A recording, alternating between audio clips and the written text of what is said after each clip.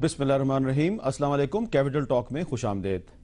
Chairman senate اور deputy chairman senate کا election مکمل ہو چکا ہے اور اس الیکشن کے بعد پاکستان کی سیاست میں لیفٹ اور رائٹ کی ملا اور مسٹر کی جو تفریق ہے کافی حد تک ختم ہو گئی ہے، کیونکہ ایک لیفٹسٹ چیئرمین بن گیا اور ایک رائٹسٹ جو ہے وہ ڈپٹی چیئرمین بن گیا ہے۔ لیفٹسٹ کا تعلق سندھ سے ہے، رائٹسٹ کا تعلق بلوچستان سے ہے۔ اور ایک اور اس سینٹ کے الیکشن کا بہت ہی اہم قابل ذکر پہلو یہ ہے کہ پہلی دفعہ ایک ہندو جنرل نشست پر مسلمانوں کے ووٹوں سے سینیٹر بن گیا، یہ پہلی دفعہ ہوا ہے۔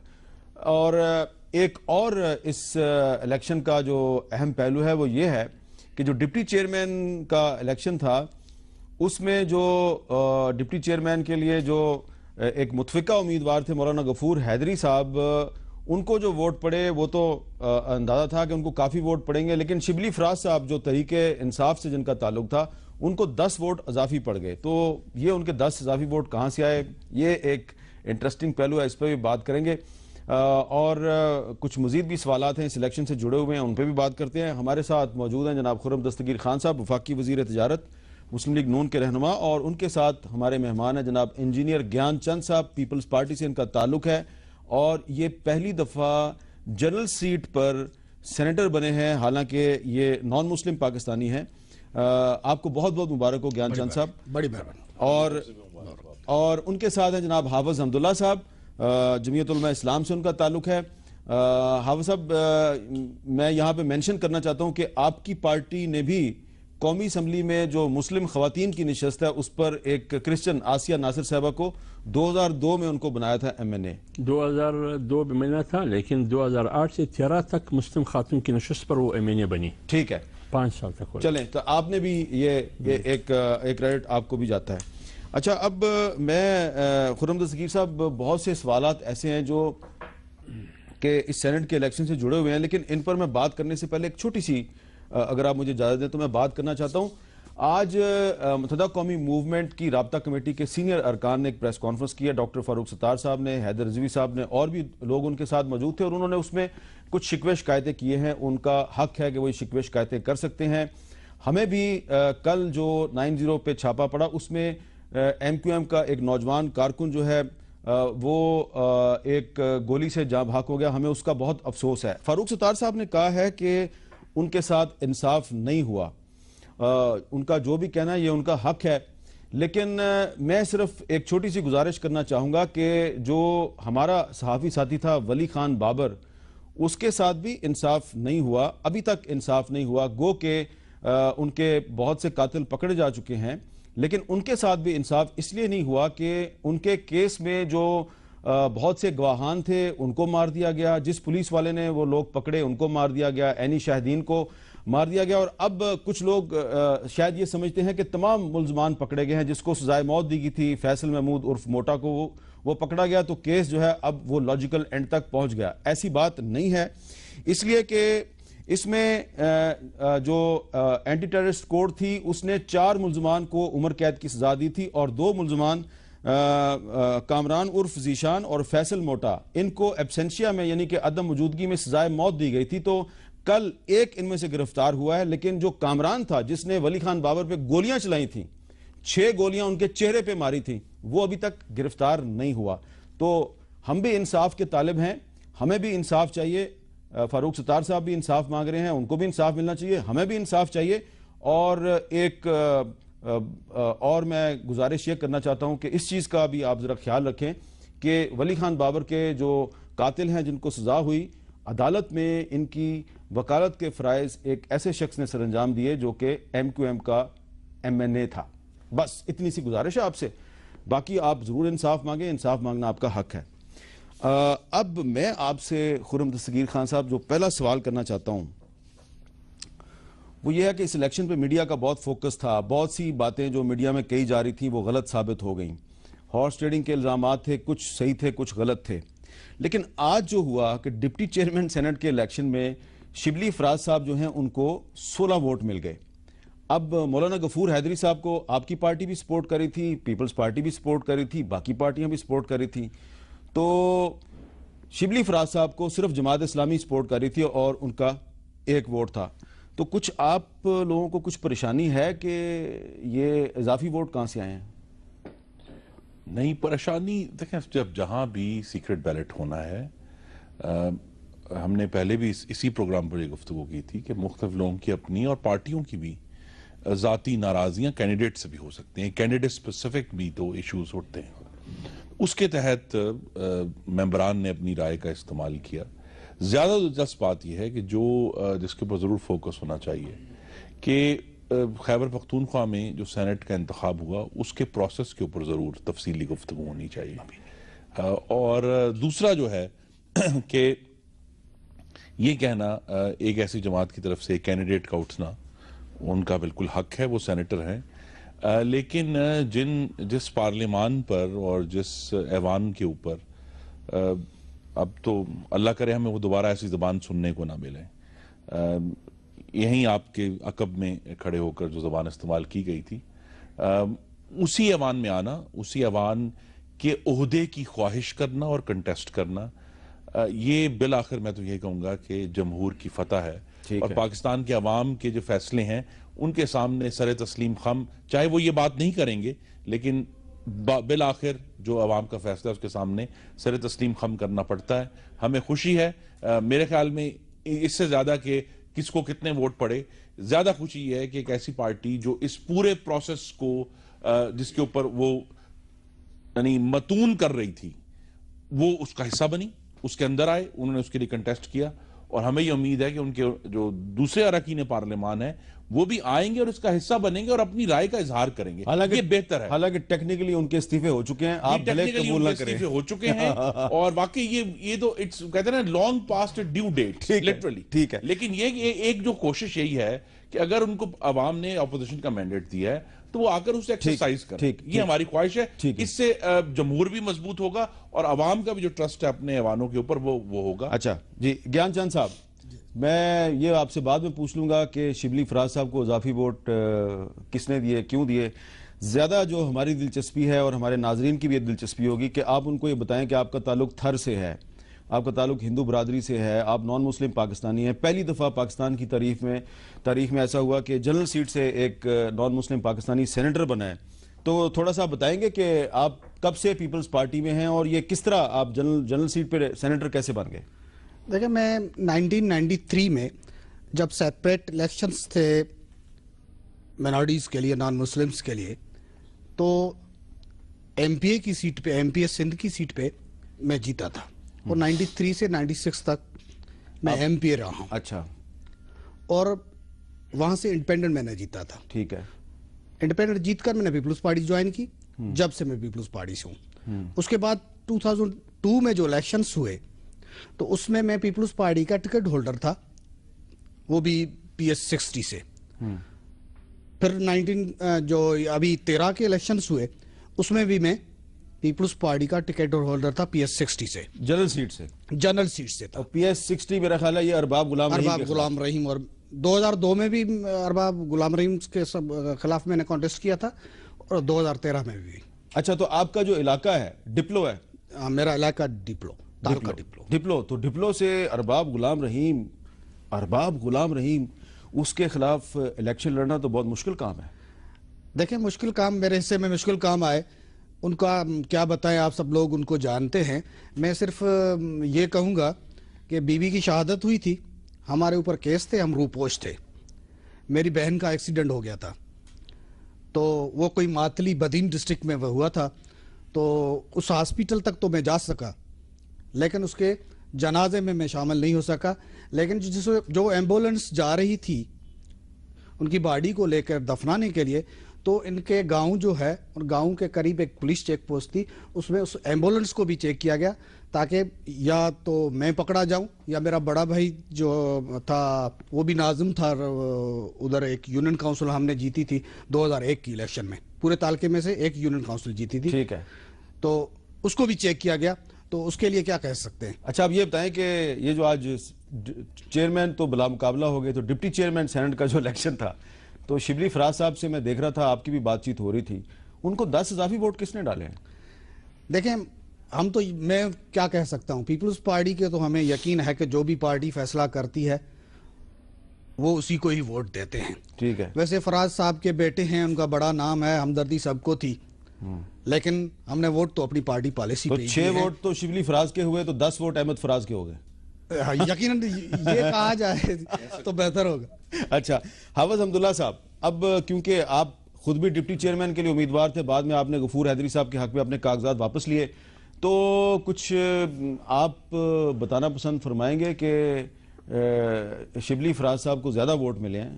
کچھ لوگ کہیں گے کہ یار دیکھیں کتنی زبردست پارٹی ہے کہ آئی چیئرمین سینٹ اور ڈپٹی چیئرمین سینٹ کے الیکشن میں اور اپنے اصل ووٹوں سے زیادہ ووٹ لے گئی. بسم اللہ الرحمن الرحیم. یہ بات جو آپ نے امیر میر صاحب کی, یہ بھی ایک رائے ہے کہ بہت زبردست پارٹی ہے کہ 6 ووٹ ہے لیکن لیے انہوں نے 10 ووٹ اور. بہت زبردست پارٹی ہے, یہ تو عوام فیصلہ کرے گی کہ زبردست پارٹی ہے یا نہیں ہے. لیکن سوال یہ ہے کہ 10 ووٹ ملے کہاں سے, کس پارٹی نے دیے یہ 10 ووٹ. اب اگر سوال یہ اٹھتا ہے کہ کے پی کے میں اے این پی کی یا پی پی پی کی 5 ووٹ ہے, وہ ایک سینیٹر لے کے آتا ہے, بھائی یہ باقاعدہ باقی ووٹ کہاں سے ملے.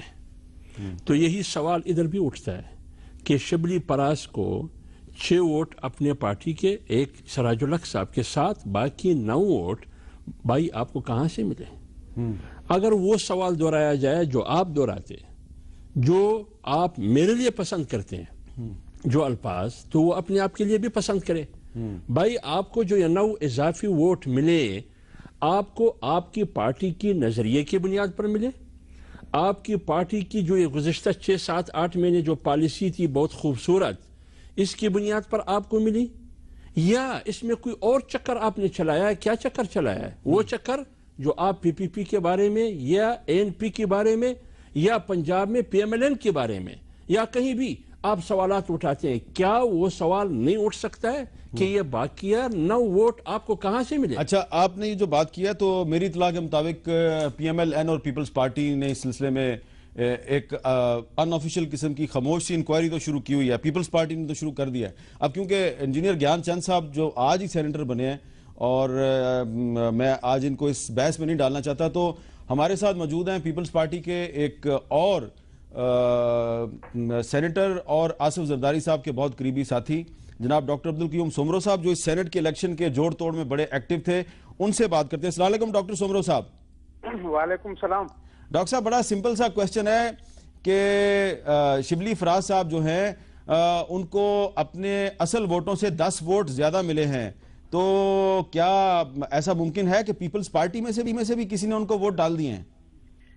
میر صاحب پہلے تو میں آپ کو اور پوری قوم کو مبارکباد پیش کرتا ہوں کہ آج سینٹ کا الیکشن کا مرحلہ مکمل ہو گیا اور چیئرمین سینٹ پاکستان پیپلز پارٹی کا ناپوز ہو گیا, اور ڈپٹی چیئرمین مولانا عبدالغفور حیدری جس کا تعلق جمعیت سے تھا, اور تمام پولیٹیکل پارٹیز نے جو بھی پاکستان کے اندر ہیں انہوں نے سب نے مل کر کے مولانا عبدالغفور حیدری صاحب کو ووٹ کیے. اب جہاں پہ آپ نے کہا کہ عمران خان صاحب کی پارٹی سے جو ہے ایک کینڈیڈیٹ تھا جس کی وجہ سے وہ ڈپٹی چیئرمین کے لیے الیکشن ہوا, اور آج سوال یہ پیدا ہوتا ہے کہ عمران خان صاحب کا اس موقف کی جو ہے بالکل نفی ہو گئی آج اس کے عمل سے, کہ جب انہوں نے باقی پارٹیوں کے اوپر ہمیشہ یہ الزام لگایا تھا کہ جی انہوں نے ہارس ٹریڈنگ کی ہے, اور وہ ایک پارٹی جس کے صرف 5 ممبر ہیں وہاں پہ وہ کیسے الیکشن جیت سکتے ہیں.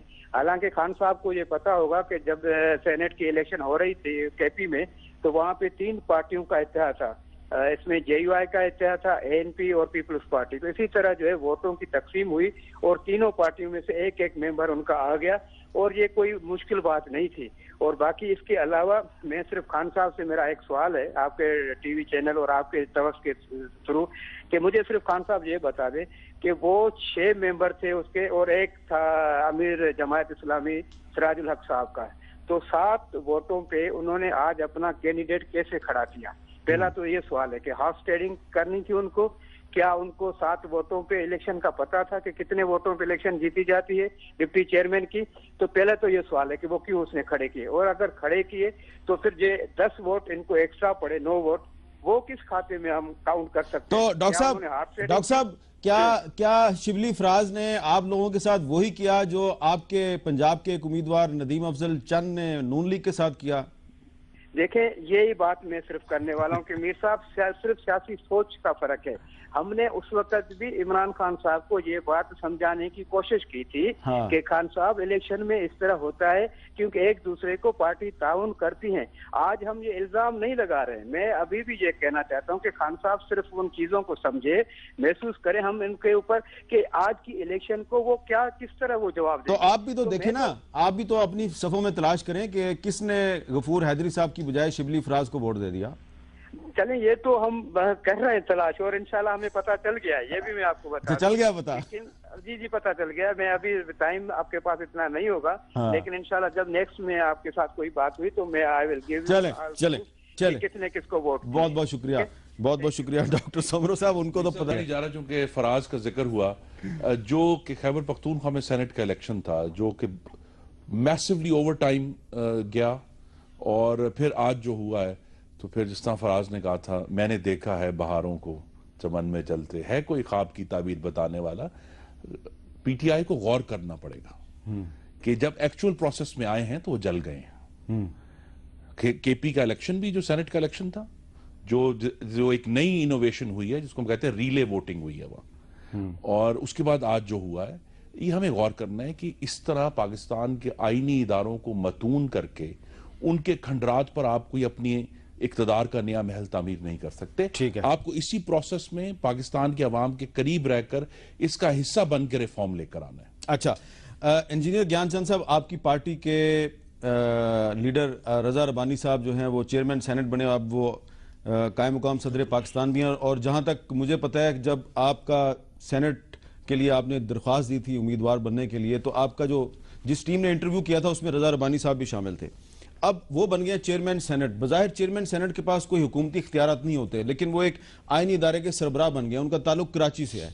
اب کراچی میں امن قائم کرنے کے لیے آپ رضا ربانی صاحب کے ساتھ مل کے کیا کردار ادا کر سکتے ہیں؟ دیکھیں, وہ چیئرمین بنے ہیں سینٹ کے, تو چیئرمین سینٹ کے یا سینٹ کا جو مین پرپز ہے وہ قانون سازی تک ہوتا ہے, اور اگر وہ ایکٹنگ پریزیڈنٹ بنے ہیں تو بھی آپ کوئی ایسا قانون بنا سکتے ہیں, ایسا بل منظور کر سکتے ہیں کہ کراچی میں ناجائز اسلحے کی ریکوری کے لیے ایک بڑا گرینڈ آپریشن ہو, یا پولیس کو یا رینجرز کو مزید اختیارات دے دیے جائیں؟ دیکھیں, پورے پاکستان میں دہشت گردی کا ایشو ہے, جس میں کراچی میں بھی زیادہ ایشو ہے, جس میں بڑی قانون سازی ہوئی ہے اور آپریشنز بھی چل رہے ہیں.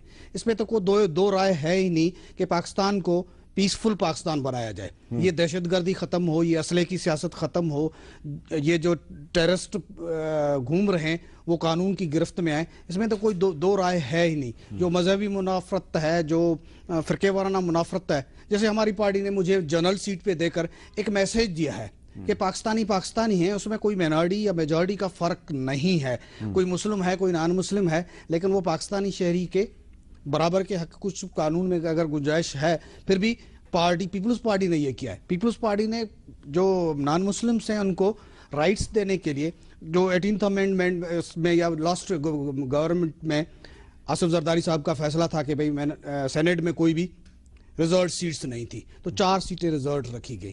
5% کوٹا دیا گیا تاکہ وہ یہ فیل نہ کریں.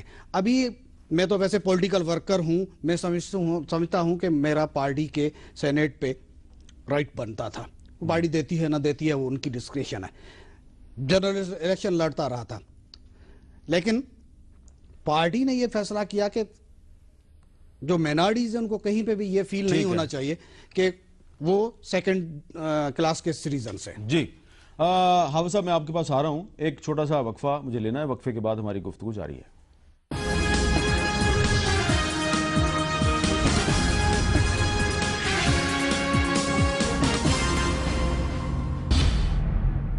وقفے کے بعد کیپٹل ٹاک میں دوبارہ خوش آمدید. آج رضا ربانی صاحب سینٹ کے 7ویں چیئرمین منتخب ہوئے ہیں.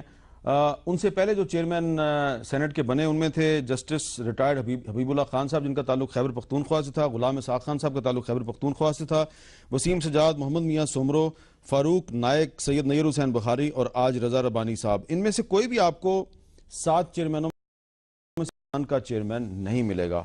ان کا تعلق تھا خیبر پختونخوا سے, پنجاب سے یا سندھ سے. اب جو ڈپٹی چیئرمین سینٹ کے کی تاریخ پہ اگر آپ نظر ڈالیں گے تو اس میں آپ کو ہر طرف بلوچستان ہی بلوچستان ملتا ہے. طاہر محمد خان صاحب, ان کا تعلق بلوچستان سے تھا. 77 سے لے کے یہ 75 سے 77 تک تھے.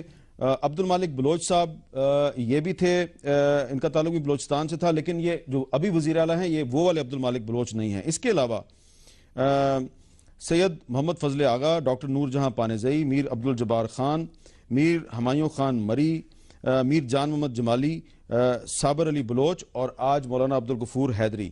تو یہ بلوچستان سے 9ویں دفعہ ڈپٹی چیئرمین سینٹ آیا, 9ویں دفعہ. میرا سوال آپ سے یہ ہے حافظ حمداللہ صاحب کہ آج تک چیئرمین تو بلوچستان سے نہیں بنا, لیکن آج بلوچستان کا 9th ڈپٹی چیئرمین آ گیا ہے. یہ ہمیشہ آپ ڈپٹی چیئرمین کا عہدہ کیوں قبول کر لیتے ہیں؟ دیکھیے حامد میر صاحب, دکھ کے ساتھ کہنا پڑتا ہے, یہی وہ رویہ ہے جو وفاق کا بلوچستان کے ساتھ ہمیشہ رہا ہے. کیا کبھی کیوں جو رولنگ پارٹی ہے, جو حکومت کر رہی ہے, انہوں نے یہ کیوں نہیں سوچا کہ اسپیکر قومی اسمبلی کا بلوچستان کا ہونا چاہیے اور چیئرمین سینٹ بلوچستان کا ہونا چاہیے؟ ایک تو اس رویے پر اعتراض. ایک دفعہ وزیر اعظم بلوچستان سے آیا تھا, ظفر اللہ جمالی. بس وہی ایک دفعہ وہ آپ شمار کرتے ہیں, یعنی تھوڑے سے عرصے کے لیے, وہ اس حساب میں آپ 67 سال میں. دوسری بات یہ, ہماری بلوچستان کی جو بلوچ لیڈرشپ ہے ادب کے ساتھ, ان کو بھی آپ دیکھیں, کیا وہ اپنے قوم کے ساتھ ظلم نہیں کر رہے کہ ادھر بلوچستان کی محرومیہ, بلوچستان کی پسماندگی, بلوچستان کے ساتھ منفی رویہ, لگاتار یہ کہ بعد دیگر فوجی آپریشن, پتہ نہیں کیا کیا, یہ ساری چیزیں, ساحل اور وسائل, کیا ان تمام چیزوں کی بدل اور اس کی قیمت ڈپٹی چیئرمین ہے؟ تو غفور حیدری صاحب نے کیوں لیا پھر؟ ابھی میں آ رہا ہوں اسی پر. ڈپٹی چیئرمین ہے سینٹ کا. ساری پارٹیوں کی جو لیڈرشپ ہے وہ پہنچے ہوئے تھے ادھر اسلام آباد میں, ہر ایک کوشش کر رہا تھا کہ میری پارٹی کو دے, میری پارٹی کو دے. یہ جو جمعیت علماء اسلام کو ملا, یہ جمعیت علماء اسلام نہیں گئی ہے کہ ہمیں دے, یہ آپس میں اتفاق نہیں ہو رہا تھا. بہت لمبی بحث ہے یہ جو ہم نے سنا یا مولانا صاحب نے ہمیں کی, تو یہ ہمیں دیا گیا کہ آپ لوگ جس کو بھی کرتے ہیں, لیکن اس میں یہ بات آئی کہ بلوچ ہونا چاہیے. لیکن پارٹی کی طرف سے یہ کہا گیا کہ یہ ہمارا فیصلہ ہے, ہم بلوچ کو رکھتے ہیں یا پشتون کو رکھتے ہیں, جس کو بھی رکھتے ہیں, یہ ہماری پارٹی کا مسئلہ ہے. لیکن پھر بھی ان کا اصرار لاسٹ میں یہی ہوا کہ ہم غفور حیدری صاحب کو as a deputy chairman senate, Brohi Baloch, بس صرف اس وجہ سے انہوں نے وہ کیا. یہ ان کی کنسپٹ کی میں بتاتا ہوں. البتہ پارٹی کی جو ذہنیت ہے وہ یہ تھا کہ بابا یہ ہماری پارٹی ہے, ہم اپنے پارٹی کی اپنی ترجیحات کو دیکھ کر فیصلہ کرتے ہیں. لیکن ایک بات میں اور آپ کو کروں, وہ یہ کہ محرومیہ ختم. کیا بلوچستان میں روز اول سے لے کر آج تک وزیر اعلیٰ ہمیشہ بلوچ ہوتا ہے, اور جمعیت علماء اسلام ہمیشہ حکومت میں ہوتی ہے اور بہت بڑی پارٹی کی حیثیت سے ہوتی ہے. ٹھیک ہے, کبھی بھی یہ ڈیمانڈ نہیں کیا گیا ہے کہ ہمیں پٹھان وزیر اعلیٰ یا پشتون وزیر اعلیٰ, اکثریت ان کی ہوتی ہے, بہت زیادہ سیٹیں وہاں سے آتی ہیں, تو ٹھیک ہے بلوچ وزیر اعلیٰ, ہم ان کو پگڑی بھی دیتے ہیں, عزت بھی دیتے ہیں, وقار بھی دیتے ہیں, اہمیت. لیکن بلوچ قوم کی محرومیت ختم نہیں ہوئی. کیوں ختم نہیں ہوئی؟ کیا اس میں صرف وفاق کا رویہ بھی ہے؟ آپ کو یاد ہے جب قوم پرست پارٹیاں بلوچ جب اپوزیشن میں تھی اور آج بلوچستان میں حکومت میں ہے, سینٹ میں ان کی آواز آپ سن رہے تھے کہ وہ بلوچستان کے بارے میں کیا کہتے ہیں. جی, آج ان کی زبان کو تالا لگا ہوا ہے. نہیں, آج جہازیب جمالدینی صاحب کافی کچھ بولے. دیکھیں جہازیب جمالدینی تو حکومت میں نہیں ہے نا. ہاں, میں اچھا آپ حکومتی جماعت کی بات میں حکومتی جماعت کی بات کرتا ہوں. آپ گزشتہ اپوزیشن جو P M L N opposition میں تھی, اسحاق ڈار اپوزیشن لیڈر تھا, ادھر کون تھا قوم پرست کی نمائندگی کرتے؟ چلیں ٹھیک ہے, یہ ایک علیحدہ بحث ہے. آپ نے ایک ویلڈ نقطہ اٹھایا, لیکن یہاں پہ بہت سے لوگ کہتے ہیں جی کہ یہ سردار جب آتے ہیں حکومت میں تو یہ کچھ نہیں کرتے. تو عطا اللہ مینگل صاحب 1 سال بھی پورا نہیں کر سکے, اختر مینگل صاحب 2 سال بھی پورا نہیں کر سکے. آپ ایک کی بات نہ کریں حامد میر صاحب, آپ پوری تاریخ کی بات کریں, سب کو مل ملا کے. ٹھیک ہے. اچھا, اب اس میں ایک اور پہلو بھی ہے خرم دستگیر خان صاحب کہ چیئرمین لیفٹسٹ ہے, ڈپٹی چیئرمین رائٹسٹ ہے. اچھا کمبینیشن ہے, اور پاکستان کے تمام جو طبقات ہیں اس میں وہ اکٹھے مل کے چل رہے ہیں. چیئرمین صاحب پر بھی غداری کا الزام لگتا رہا ہے, ڈپٹی چیئرمین پر بھی غداری کا الزام لگتا رہا ہے, پھر بھی وہ اہم عہدے حاصل کرنے میں کامیاب ہو گئے. آپ کا کیا خیال ہے کہ رضا ربانی صاحب اور غفور حیدری صاحب کا جو کمبینیشن ہے یہ سینٹ کو ایک کامیاب آئینی ادارے کے طور پر چلا پائے گا؟ جی مجھے تو اس کا پورا یقین ہے, بیکاز یہ بڑی اہم بات ہے امیر صاحب کہ جمہوریت میں جلد یا بدیر بالآخر عوام کی رائے اور جو ان کے پوائنٹس آف ویو ہیں اس کا اظہار ہو جاتا ہے, وہ باہر آ جاتا ہے. اب اگر ایک سو کال لیفٹ ونگ یا رائٹ ونگ کا ایک کمبینیشن ہے, وہ اس لیے ہے کہ وہ ایک رائے کا اظہار کر رہے ہیں, وہ دوسری رائے کا اظہار کر رہے ہیں, اور جمہوریت میں ہمیں یہ کہنا ہے کہ یہ دونوں رائے برابر کے لیے ویلڈ ہیں, کیونکہ اس کے پیچھے عوام کی منشا اور عوام کی رائے شامل ہے, اور مجھے یقین ہے کہ دونوں اس کو بہت احسن طریقے سے چلائیں گے. لیکن جو بات کی ہے یہ بڑی اہم ہے کہ, اور میری صدا ہوگی کہ اب یہ جو محرومی کا نیریٹو ہے اسے آہستہ آہستہ فیڈ آؤٹ ہونا چاہیے, اور اس کی جگہ ذمہ داری کا نیریٹو آنا چاہیے کہ یہ جو ہمارے صوبے ہیں چھوٹے, ان میں اب ایک ایسی صوبائی اسمبلیاں موجود ہیں جو عوام کی منشا سے بنی ہیں, ان کے پاس 9th NFC ایوارڈ کے بعد وہ وسائل بھی موجود ہیں جس سے وہ اپنے صوبے کی ترقی کر سکتے ہیں. تو یہ اب اس کی ذمہ داری لینا ضروری ہے. بلوچستان کی حکومت کے پاس اختیار موجود ہے؟ جی بلوچستان کی حکومت کے پاس ترقی کا اختیار موجود ہے.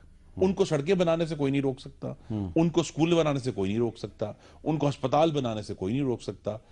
ہاں کچھ ہیں ہماری ہسٹورک لیگیسیز ہیں سیکیورٹی ایجنسیز کی بلوچستان میں, جس سے ہمیں بلا شبہ اویئر بھی ہونا چاہیے اور اس کا سدباب بھی کرنا چاہیے.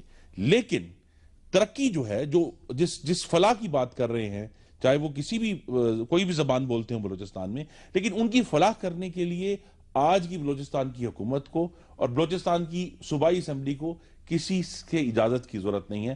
اس کیس میں خاص طور پر اگر میں یاد کرا دوں کہ 9th NFC ایوارڈ میں پنجاب حکومت نے از خود اس بات کو جانتے ہوئے رفلی کوئی 1.7% اپنا جو شیئر تھا وہ وڈرا کیا تھا بلوچستان کے حق میں, اسی مقصد کے لیے کہ وہاں ایکسٹراڈنری ریسورسز جا رہے ہیں. حافظ حمداللہ صاحب سے آپ کی بحث نہیں کروانا چاہ رہا کیونکہ ان کے تیور مجھے کوئی ٹھیک نظر نہیں آ رہے کیونکہ بلکہ بلوچستان کا ہر سینیٹر, اس کا ہر ایم پی, یہی تو میری استدعا ہے, ان کی رائے بہت مقدم ہے.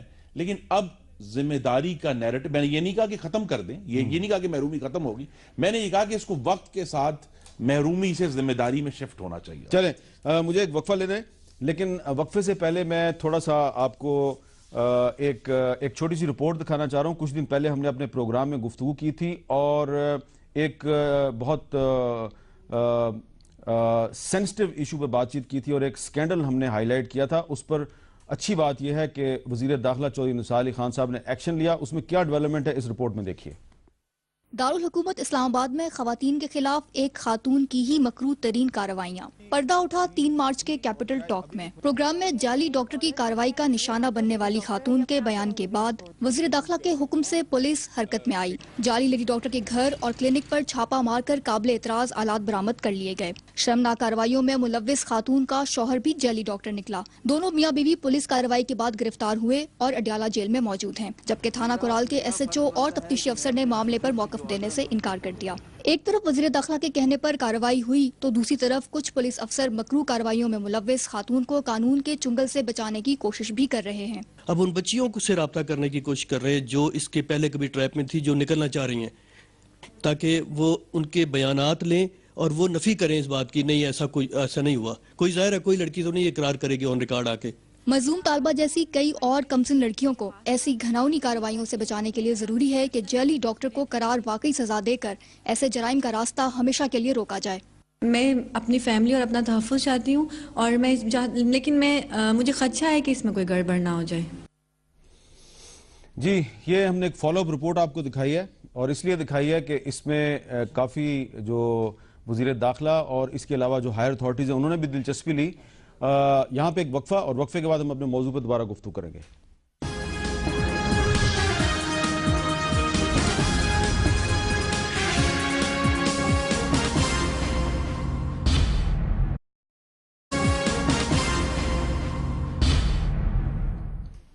آج سینٹ کے اجلاس میں ڈپٹی چیئرمین کے الیکشن سے پہلے رحمان ملک صاحب جو نومنتخب سینیٹر ہیں، سے ان کا تعلق ہے، انہوں نے ایک بہت عجیب و غریب تو نہیں لیکن بڑی دلچسپ بات کی ہے، اور انہوں نے ایک مہم چلانے کا اعلان کیا. انہوں نے لفظ استعمال کیا کمپین. کس بات کی کمپین چلا رہے ہیں وہ ذرا سنیں. ہے تو ایوان بالا، لیکن چیزیں ساری سے بالا بالا ہو جاتی ہیں. پھر یہ کیوں نہیں ہوتا؟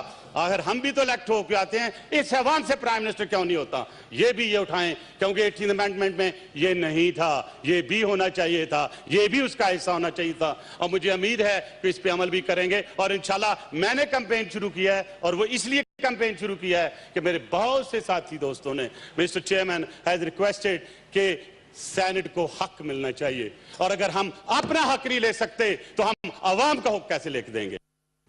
ہاں، بہت سے سوال اب آپ کے ذہن میں پیدا ہو گئے ہوں گے کہ یہ رحمان ملک صاحب کو کیا ہوا، کیونکہ یہ جو کمپین چلا رہے ہیں اس کی آئین میں تو کوئی گنجائش نہیں ہے. گیان چند صاحب، آج آپ کا پہلا دن ہے سینٹ میں آپ سے ذرا مشکل سوال پوچھنا نہیں چاہ رہا، مشکل میں آپ کو ڈالنا نہیں چاہ رہا، لیکن آئین کیا کہتا ہے کہ کیا سینیٹر پرائم منسٹر بن سکتا ہے؟ آئین میں تو سینیٹر کے پرائم منسٹر بننے کی کوئی گنجائش نہیں ہے. تو یقیناً اس میں وہ بات کر رہے تھے تو میں اس پہ کوئی کمنٹ نہیں کرنا چاہتا.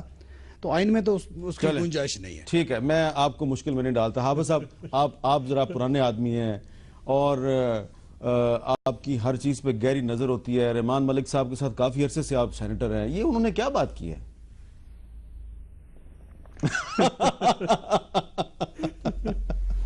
اس بات کو مجمر صاحب آپ اس سینس میں لے.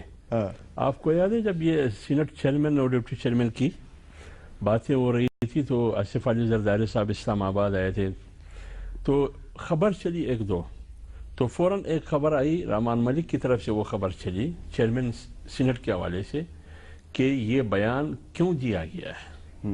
اس نے اپنے بارے میں کوئی بیان. تو آپ اس کو بھی اس سینٹی کر کے یہ جو کمپین چلانے کی کوشش کرتے ہیں کہ آپ لوگ تو نہیں چلاتے ہیں، ہمیں خود چلانا ہوگا یہ کمپین. اس کا معنی یہ ہے کہ رحمان ملک صاحب 5 سال کے بعد یا 3 سال بعد، لوگ کہتے ہیں کہ ہو سکتا ہے سال بعد انتخابات ہو، یہ اپنے آپ کو مستقبل کا وزیر اعظم دیکھنا چاہتے ہیں. اچھا، ہاں، تو وہ تو ایم این اے ہے نہیں، سینیٹر ہے، لہٰذا سینٹ کے راستے سے اب اس کو شارٹ کٹ راستہ کہتے ہیں، چور کا دروازہ کہتے ہیں، کیا کہتے ہیں. تو یا رحمان ملک کی ہوشیاری کو کہتے ہیں اس کو، کہ کوئی سمجھتا نہیں ہے اس کو. تو اس لیے میں کہتا ہوں کہ رحمان ملک صاحب کبھی کبھار ایسی عجیب بات کرتی ہے کہ آپ نے دوبارہ دیکھا ہے جب یہ بات وہ کرتا ہے نا، پھر اعتزاز حسن اور رضا ربانی آپس میں ہنستے بھی ہے اور ایک دوسرے کے کان میں بولتے بھی ہیں. ٹھیک ہے. ویسے خرم دستگیر خان صاحب، آپ اس پہ کوئی تبصرہ کرنا پسند فرمائیں گے؟ جی دیکھیں، ایوان بالا ضرور ہے، لیکن ایوان بالا ونس ریمووڈ ہے پاکستان کے عوام سے. سینٹ اور عوام کے درمیان صوبائی اسمبلیاں حائل ہیں، اور ایک انڈائریکٹ الیکشن کے تحت یہ پارلیمان کے اراکین جو انتہائی مقدم ہیں. تو جو عوام کی براہ راست نمائندگی ہے، اسی لیے قومی اسمبلی میں رکھی گئی ہے وزیر اعظم کی، کہ وہ شخص جو ہے اپنے حلقے سے براہ راست عوام کے ووٹ لے کر آ رہا ہے. اور یہ بھی ہمیں یاد رکھنا چاہیے کہ قومی assembly leader of the house elect کرتی ہے، وزیر اعظم کا الیکشن نہیں ہوتا. لیڈر آف دا ہاؤس پر آئین یہ کہتا ہے کہ پرائم منسٹر کے عہدے کا حقدار ہے. تو وہ وہاں جو میجورٹی ہے وہ ایک براہ راست عوام کی رائے کا اظہار ہے، اور اسی لیے اس کی کریڈیبلٹی اور اس کی جو ڈائریکٹ عوام سے تعلق ہے وہ اس کی بنیاد. اچھا، اب چلتے کیونکہ آپ وفاقی حکومت کے نمائندے بھی ہیں، تو تھوڑا سا ذرا کراچی پہ ہم نے بات کی ہے کہ کراچی کا چیئرمین سینٹ آیا، کراچی کے لیے کیا کر سکتا ہے، لیکن قانون سازی کے علاوہ تو وہ کچھ نہیں کر سکتے. تو آپ کو یاد ہوگا کہ یہ جو اس وقت D G I S I ہیں، جب یہ ڈی جی رینجرز تھے کراچی میں، تو 2 سال پہلے انہوں نے سپریم کورٹ میں ایک بیان دیا تھا، اور اس میں انہوں نے کچھ کہا تھا کہ کچھ پارٹیاں ہیں جن کے ملیٹنٹ ونگز ہیں، ان کے خلاف کارروائی ہونی چاہیے. تو اس میں ان دنوں میں جو نام ہم نے سنے تھے، ایم کیو ایم تھی، پیپلز پارٹی تھی، اے این پی تھی. آج کل ہم کچھ اور بھی نام سن رہے ہیں، کچھ مذہبی جماعتوں کے بھی. تو ایم کیو ایم کے خلاف تو کارروائی ہو گئی، تو باقی پارٹیوں کے خلاف بھی امکان ہے، ہو سکتی ہے؟ جی، اصل میں میری گزارش ہوگی میر صاحب، اور یہ بہت میں محتاط ہو کر بات کر رہا ہوں، کارروائی ہو رہی ہے مجرموں اور قاتلوں کے خلاف، پارٹیوں کے خلاف کارروائی نہیں ہو رہی. اور کوشش یہی ہے، اور میری استدعا ہوگی تمام اپنے بھائیوں بہنوں سے جو ان کا تعلق سیاسی پارٹیوں سے ہے، کہ عوامی نمائندگی اور مجرموں کی پشت پناہی کا فرق جانیں. اور ہمیں اسی لیے، اور اس میں اس بات کا سب اعادہ کر چکے ہیں، جب کراچی آپریشن کا آغاز ہوا تھا ستمبر 2013 میں، سب نے یہ کہا تھا اور بار بار کہا تھا، یہ جملہ دہرایا تھا کہ اگر کوئی شخص مجرم ہے تو اس کو ضرور پکڑا جانا چاہیے اور ہم اس کو سپورٹ نہیں کریں گے. اور ہمیں ضرور، ہم سب کے اوپر سیاسی پریشر آتے ہیں مختلف معاملات میں، لیکن جہاں پاکستان کی جو معاشی شارک ہے اس کو آگے لے کر چلنے کا اور پاکستان کی معیشت کو بڑھاوا دینے کا، اور ایک 1.5 سے 2 کروڑ کا ایک شہر ہے اس کو آگے لے کر جانے کا، تو پھر ہمیں اس میں اپنی وابستگی کو پیچھے رکھ کر یہ کہنا کہ جی کسی سیاسی پارٹی کو، ہمیں یہ کہنا چاہیے، اور اسی پر آپریشن کی بنیاد ہے کہ اگر وہ مجرم ہے، وہ قاتل ہے، اس کا تعلق کسی بھی پارٹی سے ہوگا، اس کے خلاف ایکشن ہوگا. چلیں، یہ بات آپ کی بالکل درست ہے، اور اس میں ہم 12 مئی 2007 کو بھی نہ بھولیں. جی ہمیں نہیں بھولنا چاہیے، کیونکہ 12 مئی 2007 کو کراچی میں جو کچھ بھی ہوا تھا وہ صرف کسی پولیٹیکل پارٹی کا کام نہیں تھا، اس کے پیچھے کچھ اور طاقتور لوگ بھی تھے. میں ایک بات کرنا چاہتا ہوں کہ وزیر اعظم سینیٹ سے ہوتا ہے یا نیشنل اسمبلی سے، لیکن کوئی بھی پاکستانی اس الیکشن میں حصہ لے سکے، یہ قانون سازی ضرور ہونی چاہیے. تو جیسے ابھی ہے کہ پرائم منسٹر کے لیے کوئی نان مسلم نہیں کانٹیسٹ کر سکتا، نہ ہی پریزیڈنٹ کے لیے کانٹیسٹ کر سکتا ہے. میں جنرل سیٹ پہ سینیٹ سے آیا ہوں، اگر میں نے ڈائریکٹ الیکشنز بھی لڑے، کل میں اگر ایم این اے بن کے آتا ہوں تو بھی مجھے یہ رائٹ نہیں ہوگا کہ میں ایون پرائم منسٹر یا پریزیڈنٹ کے لیے کانٹیسٹ کر سکوں. یہ یقین قانون سازی ہونی چاہیے تاکہ ہم بھی فیل کریں کہ پاکستانی سب برابر. اکثریت سے ہوگی نا، یہ اکثریت سے ہوگی. آپ کی بات بالکل درست ہے، اس کے لیے اکثریت ضروری ہے، اور یہ ایک بہت ہی کمپلیکیٹڈ بحث ہے. آپ نے اچھا کیا یہ سوال اٹھایا، اس پہ پھر کسی وقت بات کریں گے، لیکن یہ بہت کمپلیکیٹڈ بحث ہے کیونکہ ہم نے دیکھا کہ برطانیہ میں صرف وہی وزیر اعظم بن سکتا ہے جس کا تعلق ایک مخصوص فیتھ کے ساتھ ہو، دوسرے فیتھ والے نہیں بن سکتے. لیکن پاکستان میں ہمیں نئے تجربے کرنے چاہیے، لیکن اس کے لیے ڈیبیٹ کی ضرورت ہے. بہت بہت شکریہ آپ کا انجینئر گیان چاند صاحب، سینیٹر حمداللہ صاحب، بہت بہت شکریہ. اور جو آخر میں ہم بات کر رہے تھے کہ جو خرم دستگیر صاحب نے کی کہ یہ جو کارروائی کراچی میں ہو رہی ہے کسی پولیٹیکل پارٹی کے خلاف نہیں ہو رہی، کرمنلز کے خلاف ہو رہی ہے. تو اگر کرمنلز کے خلاف ہو رہی ہے تو کرمنلز صرف وہ نہیں ہیں جو پولیٹیکل پارٹیز کے دفتروں میں بیٹھے ہوئے ہیں یا پولیٹیکل پارٹیز کی آڑ لے کے اپنی کرمنل ایکٹیویٹیز کرتے ہیں، بلکہ وہ لوگ بھی کرمنلز ہیں جو ان کرمنلز کو کسی نہ کسی دور میں کسی نہ کسی طریقے سے اپنے مخصوص سیاسی مقاصد کے لیے استعمال کرتے رہے. اور اب اگر آپ نے احتساب کا سلسلہ شروع کیا ہے تو 12 مئی 2007 کو جو کراچی میں ہوا اس کی بھی تھوڑی سی انویسٹیگیشن کر لیں کہ اس میں بھی صرف کیا پولیٹیکل پارٹیز انوالو تھیں یا اس کے پیچھے کچھ اور لوگ بھی تھے، ان کا بھی احتساب ہونا چاہیے. اجازت دیجیے، اللہ حافظ.